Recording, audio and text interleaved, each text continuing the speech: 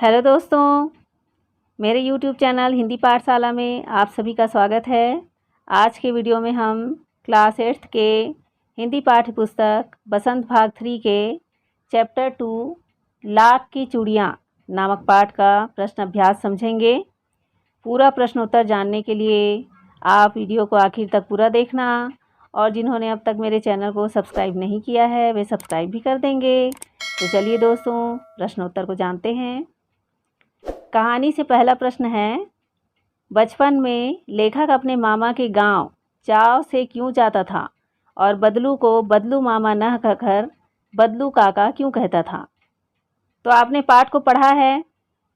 पाठ में बताया गया है कि लेखक अपने मामा गांव क्यों जाता था और बदलू मामा को काका क्यों कहता था। तो आप बता सकते हैं कि बचपन में लेखक अपने मामा के गांव चाव से इसलिए जाता था क्योंकि लेखक के मामा के गांव में लाख की चूड़ियाँ बनाने वाला कारीगर बदलू रहता था। वहाँ बदलू नाम का एक कारीगर रहता था जो लाख की चूड़ियाँ बनाता था। लेखक को बदलू काका से अत्यधिक लगाव था। वह लेखक को ढेर सारी लाख की रंग बिरंगी गोलियाँ देता था। लेखक को बदलू काका से विशेष स्नेह था क्योंकि जो बदलू काका थे वे लेखक को लाख की छोटी छोटी गोलियां बनाकर देता था। लेखक हर साल गर्मी की छुट्टी में बदलू के गांव पहुंच ही जाया करता था। वह लेखक का मामा गांव था और लाख की चूड़ियां मिलने के कारण लेखक को बड़ा चाव था वहां जाने का, बड़ी इच्छा होती थी। और गांव के सभी बच्चे बदलू को बदलू काका कहकर बुलाते थे। इस कारण लेखक भी बदलू मामा न कहकर बदलू काका कहता था। दूसरा प्रश्न है, वस्तु विनिमय क्या है। विनिमय की प्रचलित पद्धति क्या है। विनिमय मतलब समझते होंगे आप, वस्तुओं का लेन देन, लेना और देना। तो उत्तर में आप बता सकते हैं कि वस्तु विनिमय में एक वस्तु को दूसरी वस्तु देकर लिया जाता है। वस्तु के लिए पैसे नहीं लिए जाते, वस्तु के बदले वस्तु ली जाती है और दी जाती है। किंतु अब मुद्रा के चलन के कारण वर्तमान परिवेश में वस्तु का लेन देन मुद्रा के द्वारा होता है। विनिमय की प्रचलित पद्धति पैसा है। पहले क्या करते थे, जब हम किसी को कोई वस्तु देते थे तो बदले में उससे पैसा ना लेकर कोई वस्तु ले लेते थे। लेकिन आजकल प्रचलित है कि हम कोई वस्तु पैसा देकर खरीद लेते हैं। तो इस तरह से आजकल की प्रचलित पद्धति रुपया पैसा हो गया है, जो विनिमय की प्रचलित पद्धति है। तीसरा प्रश्न है, मशीनी युग ने कितने हाथ काट दिए हैं। इस पंक्ति में लेखक ने किस व्यथा की ओर संकेत किया है। तो उत्तर में आप लिख सकते हैं कि इस पंक्ति में लेखक ने कारीगरों की व्यथा की ओर संकेत किया है कि मशीनों के आगमन के साथ कारीगरों के हाथ से काम धंधा छिन गया, मानो उनके हाथ ही कट गए हों। उन कारीगरों का रोजगार इन पैतृक काम धंधों से ही चलता था। उसके अलावा उन्होंने कभी कुछ नहीं सीखा था। वे पीढ़ी दर पीढ़ी अपनी इसी कला को बढ़ाते चले आ रहे हैं और साथ में रोजी रोटी भी चला रहे हैं। परंतु मशीनी युग ने जहां उनकी रोजी रोटी पर वार किया है, मशीनों ने लोगों को बेरोजगार बना दिया है। अब लोगों के स्थान पर मशीनों से काम लिया जाता है तो लोगों की बेरोजगारी बढ़ गई है। उनको रोजी रोटी का साधन नहीं मिल रहा है। उनके स्थान पर जो है कठिन काम करने का स्थल होता है, वहाँ पे मशीन, रोबोट आदि से काम चला लिया जाता है। तो बहुत सारे व्यक्ति, उनका धंधा रोजगार सब समाप्त होते जा रहा है और वे बेरोजगार होते जा रहे हैं। चौथा प्रश्न है, बदलू के मन में ऐसी कौन सी व्यथा थी जो लेखक से छिपी न रह सकी। उत्तर में आप बता सकते हो, बदलू लाख की चूड़ियाँ बेचा करता था, परंतु जैसे जैसे कांच की चूड़ियों का प्रचलन बढ़ता गया उसका व्यवसाय ठप पड़ने लगा। अपने व्यवसाय की यह दुर्दशा बदलू को मन ही मन कचोटती थी। बदलू के मन में इस बात की व्यथा थी कि मशीनी युग के प्रभाव स्वरूप उस जैसे अनेक कारीगरों को बेरोजगारी और उपेक्षा का शिकार होना पड़ा है। अब लोग कारीगरी की कद्र न करके दिखावटी चमक पर अधिक ध्यान देते हैं। यह व्यथा लेखक से छिपी न रह सकी। व्यथा मतलब होता है दुख। जो बदलू के मन में दुख था वह दुख लेखक से नहीं छिपा, क्योंकि दिखाई दे रहा था बदलू की दुर्दशा। बदलू की लाख की चूड़ियाँ अब कम बिकती थी क्योंकि उसका स्थान कांच की चूड़ियों ने ले लिया था। सब कांच की चूड़ियों के प्रति अधिक आकर्षित होते थे क्योंकि वो दिखने में चमकदार और सुंदर दिखता था। इससे बदलू बहुत परेशान था और बदलू का जो चूड़ियों का धंधा था वो ठप पड़ने लगा था। 5वां प्रश्न है, मशीनी युग से बदलू के जीवन में क्या बदलाव आया? तो उत्तर में आप लिख सकते हैं, मशीनी युग से बदलू के जीवन में यह बदलाव आया कि बदलू का व्यवसाय बंद हो गया, वह बेरोजगार हो गया। काम न करने से उसका शरीर भी ढल गया, उसके हाथों माथे पर नसें उभर आई, अब वह बीमार रहने लगा। कहानी से आगे का प्रश्न है, आपने मेले, बाजार आदि में हाथ से बनी चीज़ों को बिकते देखा होगा। आपके मन में किसी चीज़ को बनाने की कला सीखने की इच्छा हुई हो और आपने कोई कारीगरी सीखने का प्रयास किया हो तो उसके विषय में लिखिए। आप सभी मेला देखने जाते हैं, वहाँ बहुत ही सुंदर सुंदर चीज़ें, बहुत सुंदर सुंदर सामग्री बिकने आई होती है जिसे लेने की इच्छा होती है और उन चीज़ों को देखकर हमें उसके जैसा कोई अच्छी चीज़ बनाने की भी इच्छा होती है। तो आपको लिखना है उसके बारे में जिस चीज़ को आपको बनाने की इच्छा हुई हो, जिसे आप सीखना चाहते हो। जैसे मैंने देखा मेला तो मुझे वहाँ पर जूट से बना हुआ सामान देखा था मैंने। उनमें कई प्रकार की आकृतियाँ भी थी, जैसी देवी देवताओं की आकृतियाँ या फिर छोटे बड़े सुंदर सुंदर थैले। मेरा मन उनकी ओर आकर्षित हुआ। मैंने इस प्रकार के सामान बेचने वालों से इस काम के विषय में पूछा तो उन्होंने कहा कि यह काम थोड़ा कठिन ज़रूर है किंतु असंभव नहीं है। मैंने कुछ जूट ली, उसकी रस्सियाँ बनाई और उनमें से कुछ को रंग दिया। फिर उन रस्सियों से गणेश जी का मुख बनाने का प्रयास किया, किंतु बाद में मुझे इस काम के एक कारीगर से मार्गदर्शन लेना पड़ा। आज मैं छोटे छोटे जूट के बैग व अन्य सामान बना सकता हूँ या बना सकती हूँ। तो इस तरह से आप यदि कोई चीज़ उसमें से बनाने की इच्छा रखते हो तो वो उसके विषय में आप यहाँ पर लिख सकते हैं। लाख की वस्तुओं का निर्माण भारत के किन किन राज्यों में होता है? लाख से चूड़ियों के अतिरिक्त क्या क्या चीज़ें बनती है, ज्ञात कीजिए और उसका उत्तर यहाँ पर लिखिए। तो लाख से बनी वस्तुओं का निर्माण भारत के राजस्थान, कर्नाटक, उत्तर प्रदेश आदि में होता है। लाख से सुंदर सुंदर खिलौने, घर की सजावटी वस्तुएं, आभूषण, मूर्तियाँ, चूड़ियाँ, डाक खाने में मुहर तथा पैकिंग सील बनाई जाती है। तो लाख से इतनी सारी सामग्री बनती है। आपने महाभारत के काल की एक कहानी भी पढ़ी होगी, सुनी होगी, जिसमें कौरवों ने पांडवों को जलाने के लिए लाख का महल बनाया था। लाख ऐसी सामग्री होती है जो जल्दी से पिघलती है, जल्दी से वो आग पकड़ लेती है, गोंद जैसी चिपचिपी, और पिघलकर जल्दी जम भी जाती है। तो इस तरह से लाख से गहने भी बनते हैं, चूड़ियाँ आदि बनती है, मूर्ति बनती है और कोई सामान पैकिंग करने की, सील करने की चीज़ भी, मुहर भी तैयार की जाती है। आगे का प्रश्न है, अनुमान और कल्पना। घर में मेहमान के आने पर आप उसका अतिथि सत्कार कैसे करेंगे? तो उत्तर है, घर में मेहमान के आने पर हम उसका अतिथि सत्कार अत्यंत सम्मानपूर्वक करेंगे।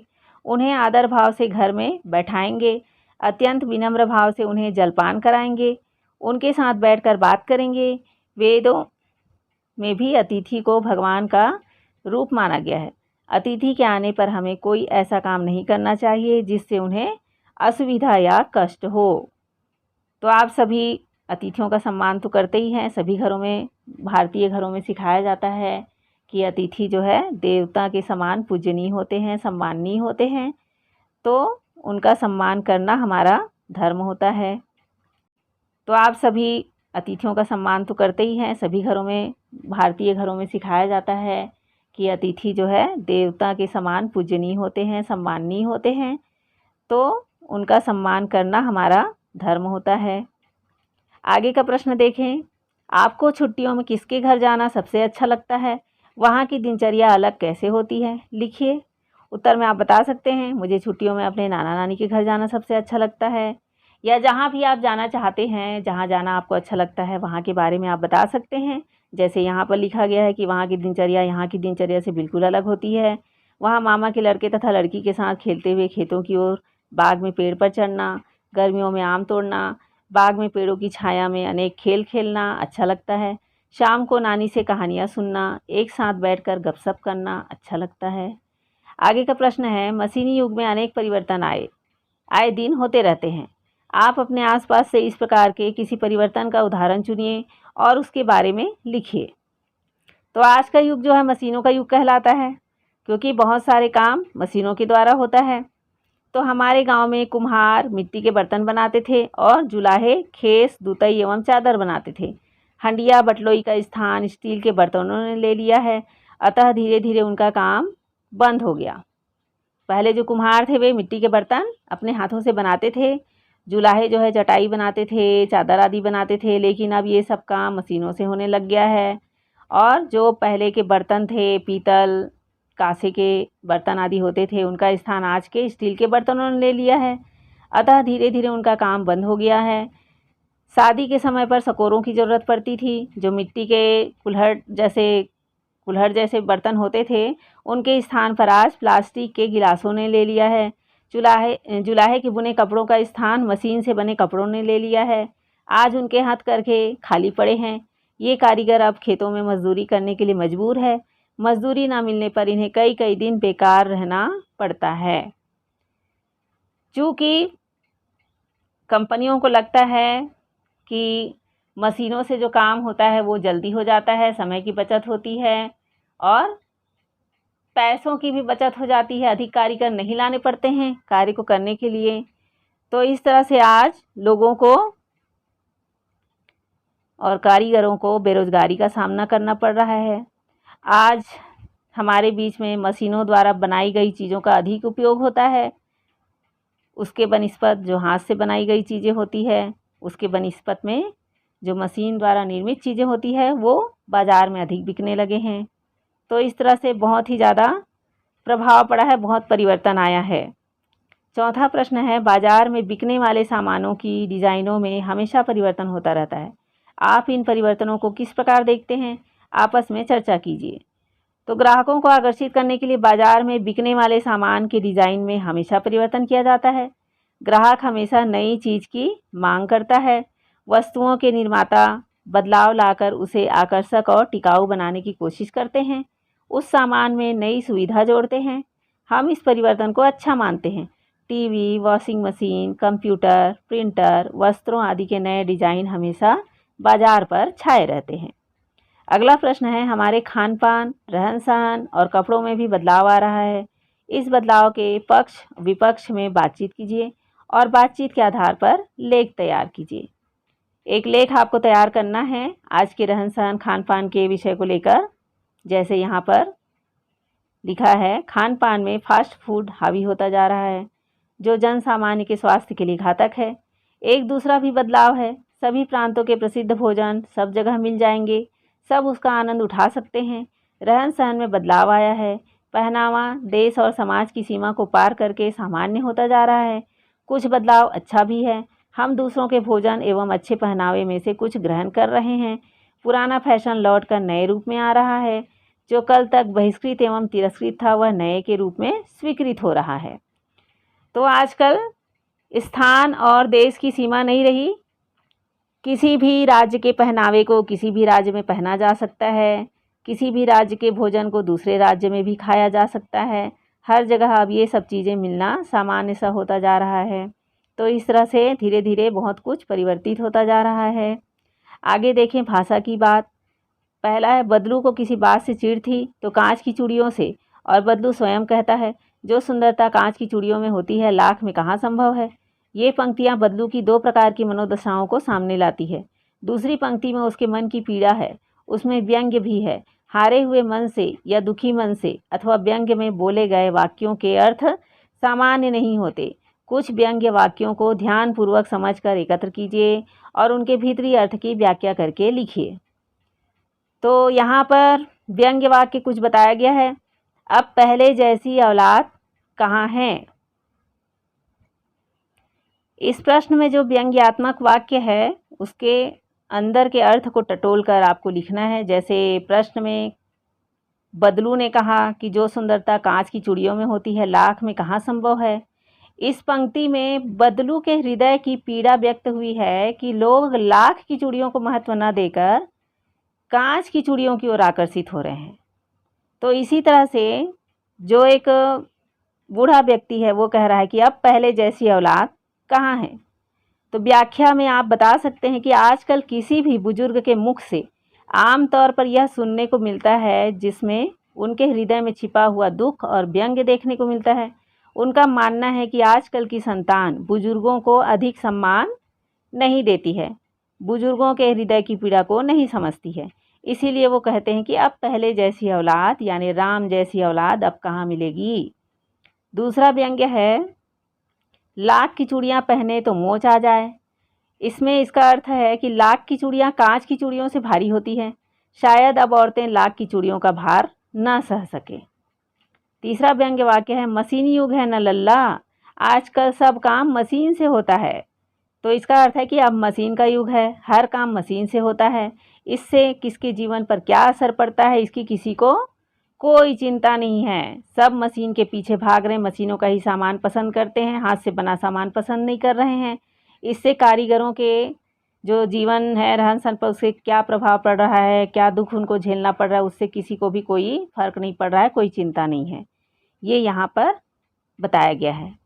अगला प्रश्न है, बदलू की कहानी की दृष्टि से पात्र और भाषा की बात व्याकरण की दृष्टि से संज्ञा है। किसी भी व्यक्ति, स्थान, वस्तु, विचार अथवा भाव को संज्ञा कहते हैं। संज्ञा को 3 भेदों में बांटा गया है। व्यक्तिवाचक संज्ञा जैसे लल्ला, रज्जो, आम, कांच, गाय इत्यादि। जातिवाचक संज्ञा जैसे चरित्र, स्वभाव, वजन, आकार आदि द्वारा जानी जाने वाली संज्ञा। और भाववाचक संज्ञा जैसे सुंदरता, नाजुक, प्रसन्नता इत्यादि, जिसमें कोई व्यक्ति नहीं है और ना आकार या वजन है परंतु उसका अनुभव होता है।